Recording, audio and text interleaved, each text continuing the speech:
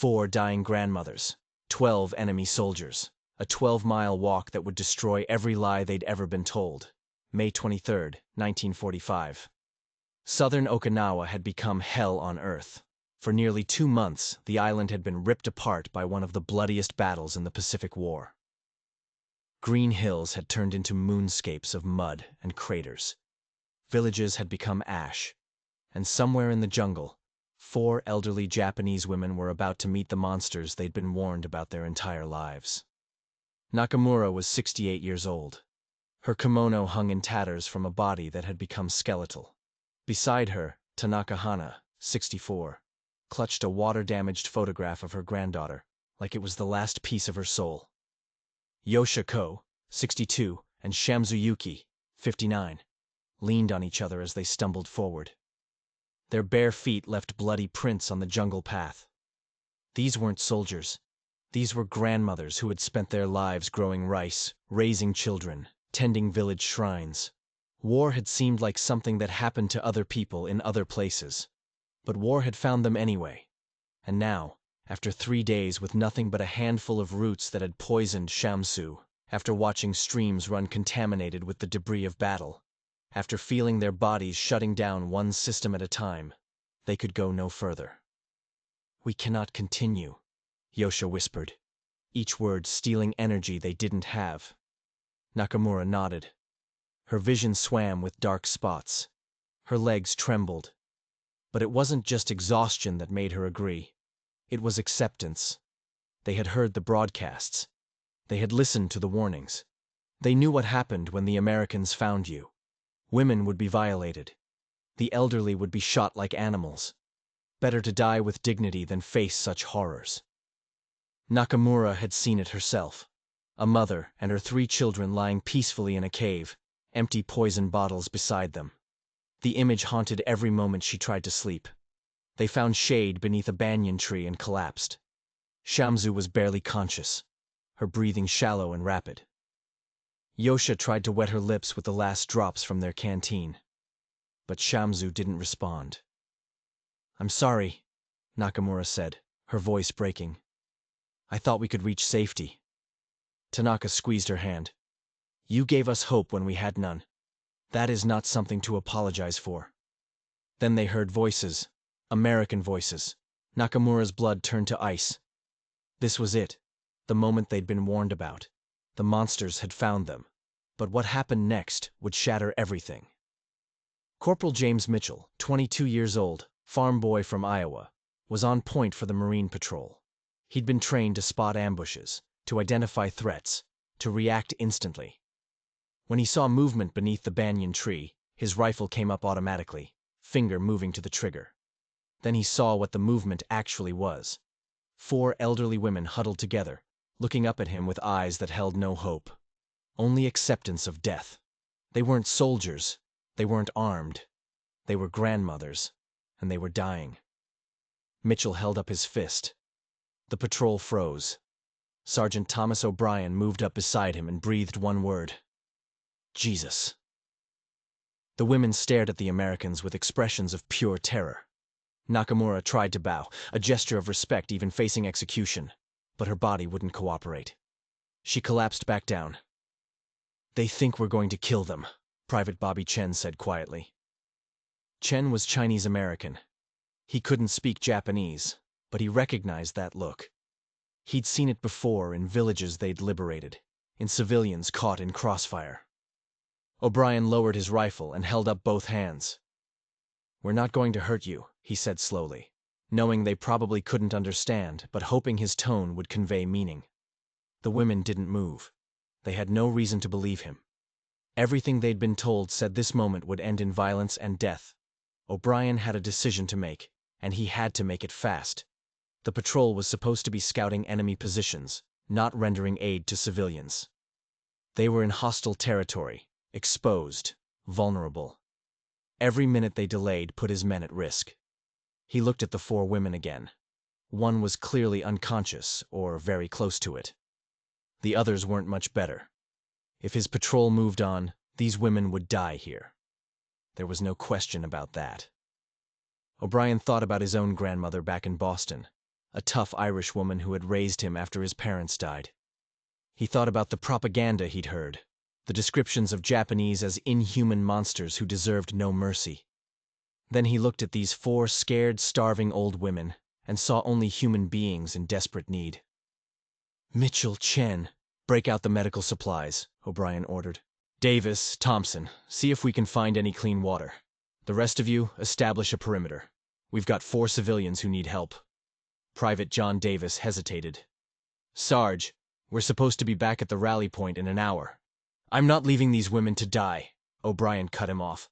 "Anyone have a problem with that?" No one spoke. Some were uncomfortable with the decision. They'd been fighting Japanese soldiers who had shown no mercy, who had fought with suicidal desperation. It was hard to separate those enemies from these helpless civilians. But none of them could argue for leaving. These were somebody's grandmothers. "No problem, Sarge," Mitchell said, moving forward slowly with his hands visible. The Marines approached carefully, speaking in quiet tones. Mitchell knelt a few feet from Nakamura, setting his rifle aside and opening his medical kit. The gesture, putting down his weapon, seemed to register with the women. Nakamura's eyes widened slightly. Mitchell held up a canteen, unscrewing the cap and taking a small drink himself to show it was safe. Then he offered it to Nakamura. She stared at the canteen, at the young American's face, unable to comprehend what was happening. This wasn't death. This wasn't violence. This was kindness, and it made no sense. Slowly, hand trembling, Nakamura reached for the canteen. The first sip of clean water was like a miracle. She drank too quickly, started to choke, and Mitchell gently took it back, making calming gestures. "Slow," he said. "Drink slow. There's plenty." Chen was working on Shamsu, checking her pulse, her breathing, her level of consciousness. "This one's in really bad shape," he called to O'Brien. "Severe dehydration, malnutrition, probably other complications. She needs a hospital, not a field kit." "How far to the aid station?" O'Brien asked. Davis checked his map. "About 12 miles, Sarge. Through rough terrain, possibly enemy occupied." O'Brien nodded slowly, the implication sinking in. 12 miles with 4 civilians who could barely walk. In combat conditions. It would take hours. Would put his entire patrol at risk. Would likely get them all in trouble with command. He looked at the 4 women again. At Shamsu, unconscious and possibly dying. At the others watching the Americans with confused hope beginning to replace terror. At Mitchell, carefully helping Nakamura drink water, treating her with the same gentle respect he probably showed his own grandmother. "All right," O'Brien said. "We're taking them with us." And that's when the impossible journey began. Mitchell, Chen, Thompson, and Wilson cut bamboo poles and fashioned stretchers, removing their own jackets to create sturdy carriers. Tanaka whispered to Nakamura, "What are they doing? Why are they helping us?" Nakamura shook her head, tears running down her weathered cheeks. "I don't know. Nothing makes sense anymore." When the stretchers were ready, the Marines helped the women onto them with surprising gentleness. Shamsu was placed on the first stretcher, still unconscious.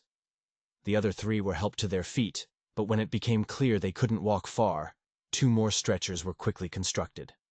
Private Tommy Wilson, 19 years old from Tennessee, helped Yosha onto a stretcher. She looked up at his young face, saw the care in his eyes, and something broke inside her. She started crying. Not from fear, but from the overwhelming confusion of being treated with compassion by the people she'd been taught were demons. Wilson didn't understand her words, but he understood tears. "It's okay," he said softly. "You're safe now. I promise." The journey began under the midday sun, which showed no mercy. Each stretcher required 2 men, which meant 8 of the 12-man patrol were occupied with transport, leaving only 4 to provide security. It was tactically unsound, dangerously exposed, completely against their training, but they did it anyway. The path was rough, cutting through dense jungle, crossing streams, climbing over fallen trees and bomb craters. Every 100 yards presented a new obstacle. Mitchell and Rodriguez carried Nakamura's stretcher. She lay rigid at first, terrified that any movement might anger her carriers, might make them remember she was the enemy and drop her. But as the minutes passed and the Americans continued their steady pace, speaking to each other in calm tones, even joking occasionally, some of her fear began to ease. "Water break!" O'Brien called after the first mile. The Marines carefully set the stretchers down in shade, and without being asked, they offered their canteens to the women before drinking themselves. This gesture struck Nakamura deeply. These soldiers, these young men who could have simply left them to die, or worse, were giving up their own water in brutal heat to keep 4 enemy civilians alive. She tried to refuse the canteen Mitchell offered, gesturing that he should drink first. He smiled and shook his head, pressing it gently into her hands. "You first. You need it more." Tanaka, lying on the stretcher beside Nakamura's, watched this exchange with wonder.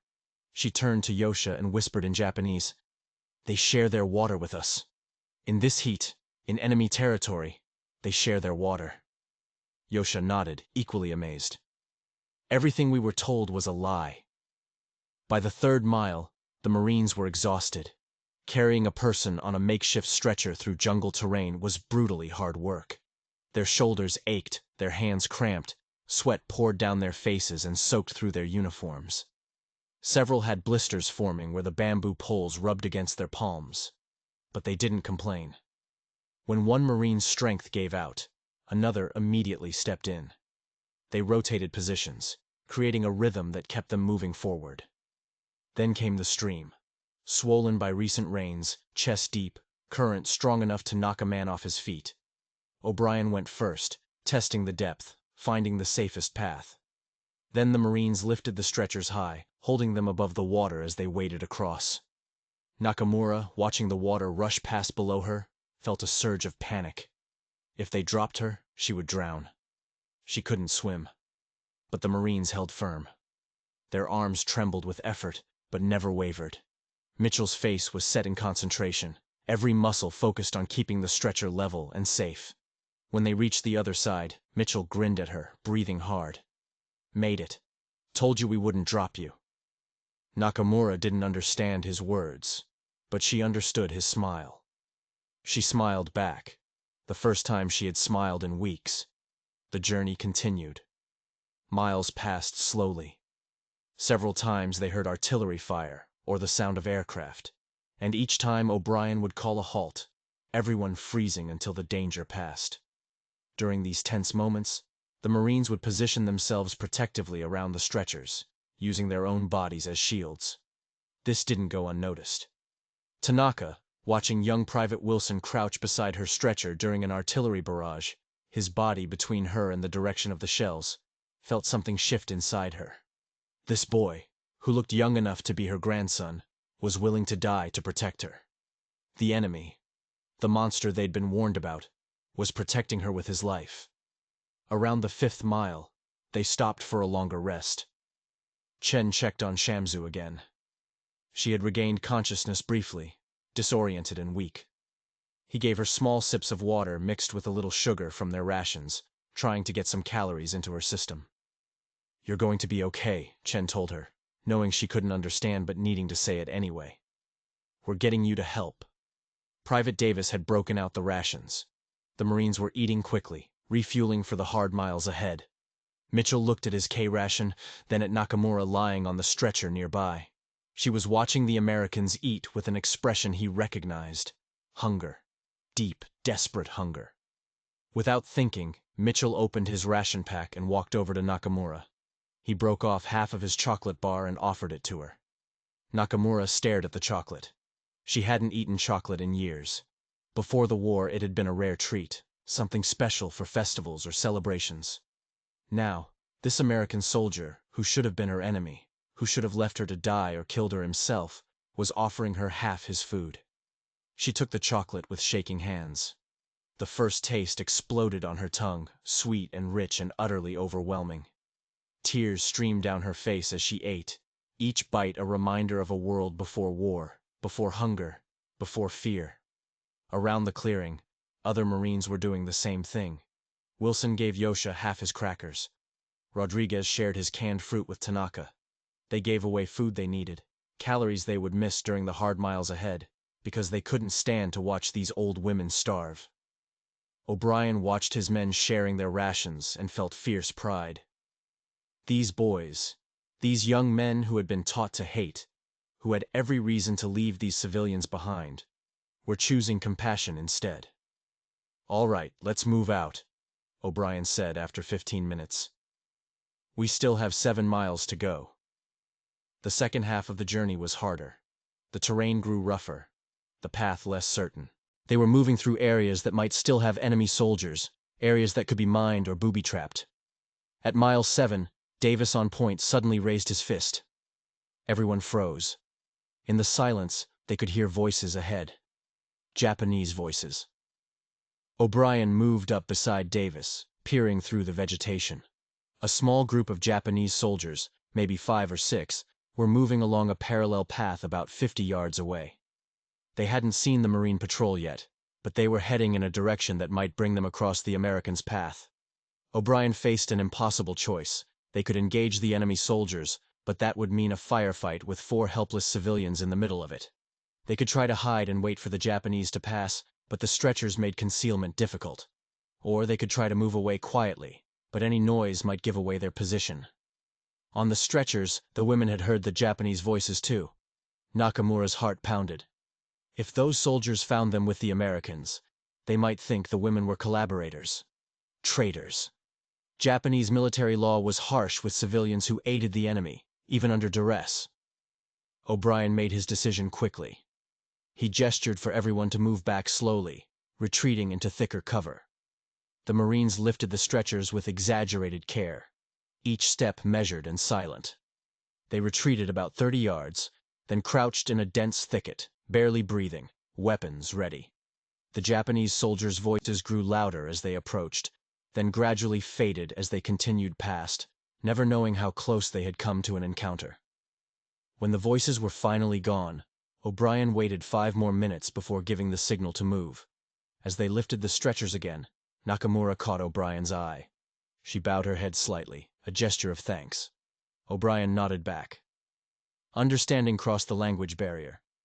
The near encounter had shaken everyone. The Marines moved more cautiously now, more alert, but they also seemed more determined. They had come this far. They weren't going to fail these women now. As the journey continued, the 4 women found themselves struggling with something more difficult than physical pain. Their entire understanding of reality was crumbling. Nakamura lay on her stretcher, watching the back of Mitchell's head as he carried her. His uniform was soaked with sweat. His shoulders shook with exhaustion. Blisters must be forming on his hands from the bamboo poles. And he was doing all of this for her. A stranger, an enemy, an old woman who contributed nothing to his mission and potentially endangered it. Why? Everything she had been told, everything she had believed about Americans said this couldn't happen. They were supposed to be devils, beasts without honor or mercy. The government had been clear. Military broadcasts had been specific. Surrender meant torture and death. Yet here she was, being carried to safety by young Americans who treated her with more kindness than she had received from her own military. Japanese soldiers had passed through her village, had taken all the food, had conscripted young men and boys, had left the elderly and weak to fend for themselves. The Americans she'd been taught to fear as monsters were the ones showing compassion. If this was true, if the Americans weren't monsters, then what did that say about everything else? About the war? About the sacrifices demanded? About the children who had been taught to die rather than surrender? Tanaka was wrestling with similar thoughts. She clutched her granddaughter's photograph, thinking about the little girl who had been evacuated to the countryside, who had been told terrible stories about American demons who would eat Japanese children. Her granddaughter was only 6 years old, terrified, living with strangers, believing monsters were coming. And the monsters had come. But they weren't monsters at all. They were boys, tired and scared and far from home, who still found it in themselves to show mercy. What would she tell her granddaughter now? How could she explain that everything they'd been taught was a lie? Around mile 9, they stopped for another rest. The sun was beginning to sink toward the horizon, casting long shadows through the jungle. Mitchell sat down heavily beside Nakamura's stretcher, his head in his hands. His shoulders were on fire, his back screaming. He'd never been so tired in his life. Beside him, Nakamura struggled to sit up, gesturing toward a canteen. Mitchell handed it to her, but instead of drinking, Nakamura gestured for him to drink first. It was a small thing, but it struck Mitchell deeply. This woman, who had every reason to take what she could get, was offering kindness in return. He took a small drink, then handed the canteen back.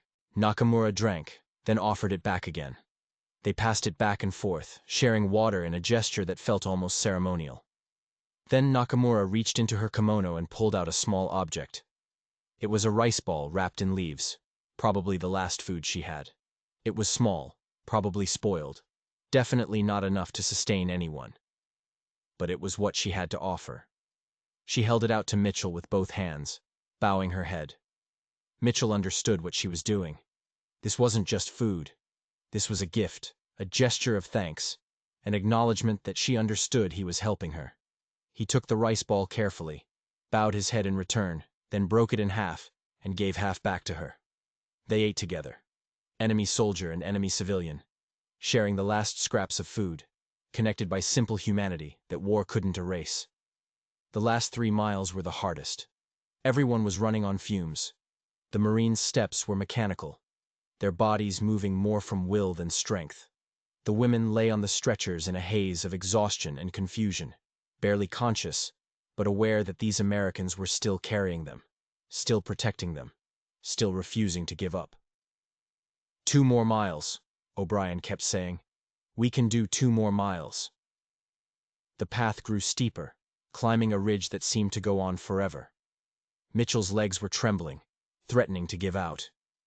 Behind him, Rodriguez was breathing in harsh gasps, but they kept going, kept lifting one foot, then the other, kept the stretchers level and steady. Finally, as the sun touched the horizon, Davis on point raised his hand. I see it! The aid station, 1/2 mile. A wave of relief swept through the patrol. They'd made it, 12 miles through enemy territory, carrying 4 civilians, and they'd made it. The aid station came into view, a collection of tents surrounded by sandbags, the Red Cross flag visible even in the fading light. Medical personnel saw them coming and rushed out. We have 4 civilians, O'Brien reported to the doctor. Severe dehydration, malnutrition, possible other conditions. 1 is critical. The medical team took over immediately, professional and efficient. Shamsu was rushed into the main treatment tent. Nurses helped the other 3 women off their stretchers. As they were being led away, Nakamura turned back, her eyes seeking out Mitchell. When she found him, she bowed deeply, tears streaming down her face. No words were needed. The gesture said everything. Mitchell bowed back, equally moved. But the story wasn't over. Not even close. Inside the aid station, the women received treatment that probably saved their lives. The doctor told O'Brien later that another day, maybe even another few hours, and Shamsu would have been beyond saving. For Nakamura, lying in a real bed for the first time in weeks, the experience was overwhelming. American doctors and nurses moved around her with efficient compassion, treating her with the same care they gave their own wounded soldiers. An interpreter had been found, a Japanese-American soldier who could translate. Through the interpreter, Nakamura asked the question that had been burning in her mind. Why did they save us? Why did those soldiers risk themselves for enemy civilians? The interpreter relayed the question to the doctor, who smiled sadly. Because that's who we're supposed to be. Because even in war, we don't lose our humanity. Because you're human beings who needed help, and we had the ability to give it. When the interpreter translated this, Nakamura began to cry again. These weren't tears of fear or relief, but of understanding. Everything she'd been taught, every warning she'd received, every story of American cruelty, had been lies. The enemy wasn't the monster. The enemy was just people, capable of the same kindness and cruelty as anyone else. While the women were being treated, O'Brien and his patrol had their own reckoning to face. They'd been gone far longer than planned. They'd failed to complete their scouting mission. They'd potentially endangered themselves for the sake of 4 enemy civilians. Captain Reynolds, their commanding officer, was waiting. He listened to O'Brien's report with an unreadable expression, then dismissed the patrol to get food and rest. He kept O'Brien behind. "Sergeant," Reynolds began, and O'Brien prepared himself for the reprimand. "You directly disobeyed your orders. You failed to complete your mission. You put your men at risk for—" He paused, shaking his head. "For 4 old women, who are probably enemy civilians." "Yes, sir," O'Brien said. "I take full responsibility." Reynolds looked at him for a long moment. Then, surprisingly, he smiled. "The doctor tells me one of those women would have died without immediate treatment. Another day, and she would have been gone." "Yes, sir." "So you and your men carried 4 dying civilians 12 miles through enemy territory, risking your lives and your mission to save people who should be your enemies." Reynolds's smile widened. "That's exactly the kind of Marines I want under my command. Well done, Sergeant. Now get some rest. And next time, try to complete your actual mission too." O'Brien stared in surprise. "We're not the monsters, Sergeant," Reynolds said quietly. "We never were. And we prove that every time we choose mercy over cruelty, humanity over hate. Now go take care of your men. They earned it." Over the next few days, the 4 women recovered slowly. The Marines visited when they could.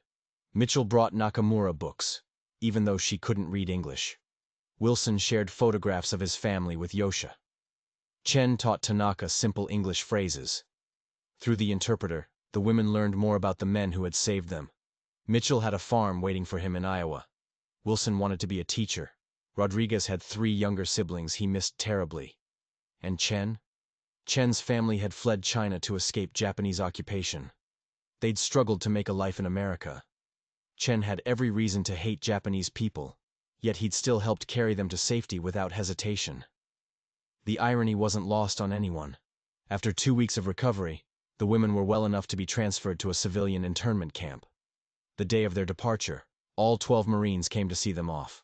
The goodbye was emotional for everyone. Through the interpreter, Nakamura told Mitchell, "You gave me back my life. More than that, you gave me back my faith that goodness exists in this world. I will never forget you. My children, my grandchildren will know your name and what you did." Mitchell, tough farm boy from Iowa who had fought through some of the bloodiest battles in the Pacific, had tears running down his face. "You take care of yourself," he told her. "The war will end someday. When it does, I hope you get back to your village, back to your family." Tanaka gave Wilson her granddaughter's photograph. "Keep this," she said through the interpreter. "Remember that this little girl exists because of your kindness.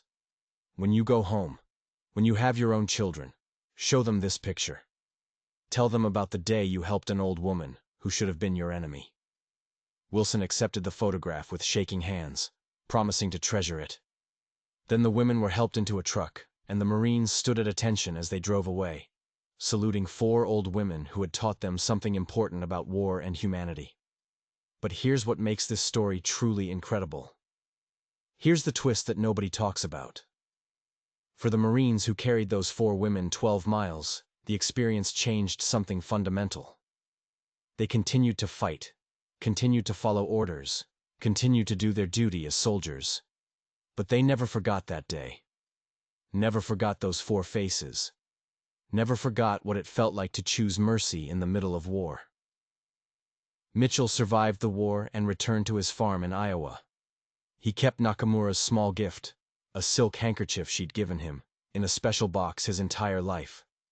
He told the story to his children, his grandchildren, anyone who would listen. Wilson became a teacher, as he'd dreamed. The photograph of Tanaka's granddaughter sat on his desk for 40 years. He used it in his lessons, asking students to think about the human cost of war, about the power of choosing compassion. Rodriguez went home to his family, but he carried the memory of that 12-mile journey always. Years later, when his own son was drafted during Vietnam, Rodriguez told him the story. "Remember that the enemy is human too. Never let the war take your humanity." Chen's story was perhaps the most poignant. His family had suffered under Japanese occupation. He had every personal reason to hate. but he'd still helped carry those women to safety, and he never regretted it. Hatred is easy, he would say later. Forgiveness is hard. But forgiveness is what makes us human. Sergeant O'Brien went on to have a distinguished military career, but when asked about his proudest moment as a Marine, he never mentioned battles won or medals earned. He talked about 4 old women and 12 miles through the jungle. That was the day I knew we were the good guys, he said. Not because of what we destroyed, but because of what we saved. The 4 women survived the war. They were reunited with surviving family members in the months after Japan's surrender. Their villages were gone, their old lives impossible to reclaim. They, like millions of others, had to build new lives from the ruins. But here's the part that will break your heart. Nakamura lived to be 94 years old. She never forgot the young American who had carried her to safety. She told the story so often that her grandchildren could recite it by heart. In her final years, when her mind began to fade, she would sometimes wait confused, asking if Mitchell had come to visit. Tanaka was reunited with her granddaughter, who had survived the war. She raised the girl with a lesson that contradicted everything the war had taught. The Americans are not monsters. Some of them are very kind. Never forget that people are individuals, not just members of a group. Yosha returned to her work as a midwife, helping to deliver a new generation of Japanese children into a world trying to recover from war. She named several babies Mitchell, Wilson, and Chen, honoring the men who had saved her. And Shamsu, who had been closest to death that day in the jungle, lived another 30 years. She became a teacher again, and in her classroom hung a photograph, faded and worn, of 12 young American Marines. When students asked about the photograph, she would say simply, "They saved my life when they could have left me to die." Remember that humanity can shine even in the darkest times. The story of those 4 women and 12 Marines never made headlines. There were no medals awarded, no official recognition, no place in the history books. It was just one small moment of compassion in a war filled with cruelty. But the ripples from that choice spread wider than anyone could have imagined. On her deathbed at 94 years old, Nakamura's last words were in English, a language she had learned laboriously in the years after the war.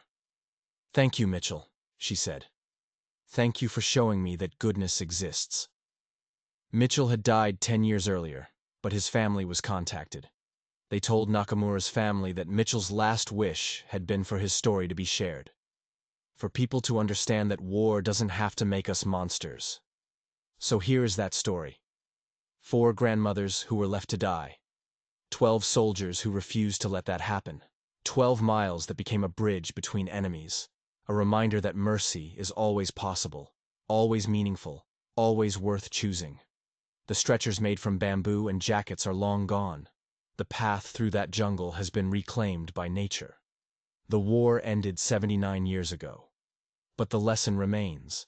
Humanity persists even in inhumane circumstances. Compassion survives even in war's darkest corners. And sometimes the most important battles aren't fought with weapons, but with the simple, radical choice to see the enemy as human and to treat them accordingly. That's the story worth remembering. That's the lesson that matters. If this story moved you, if it reminded you of the power of human compassion, please hit that like button and subscribe to our channel. These stories from World War II aren't just history. They're lessons about who we can choose to be even in the worst circumstances. Share this story. Let it remind others that mercy is always an option, and choosing mercy is always the right choice. Thank you for watching. Remember these 12 Marines. Remember these 4 grandmothers. Remember that humanity is stronger than hate.